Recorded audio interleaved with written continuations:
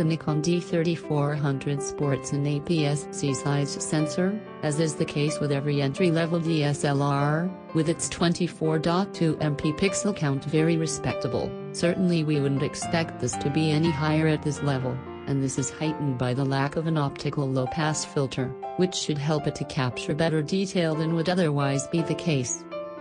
Non-low-pass filters explained.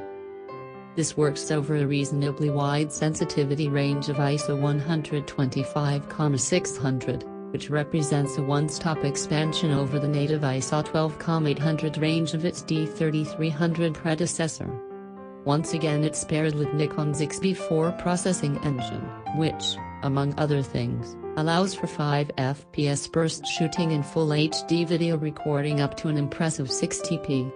Nikon's familiar picture controls are also on hand, although for those wanting their images and videos processed into more distinct styles immediately, effects such as super vivid, illustration and toy camera are also accessible through the mode dial. The camera's 11-point f system features a single cross-type point in the center of its array, with the maximum sensitivity down to 1f.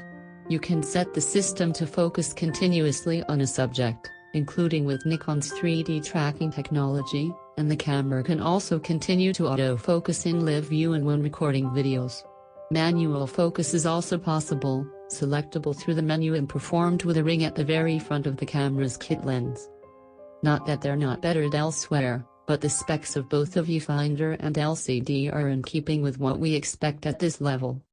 The viewfinder is based on a pentamer construction and shows approximately 95% of the scene, while the LCD measures 3 in size and has a respectable resolution of 921K dots.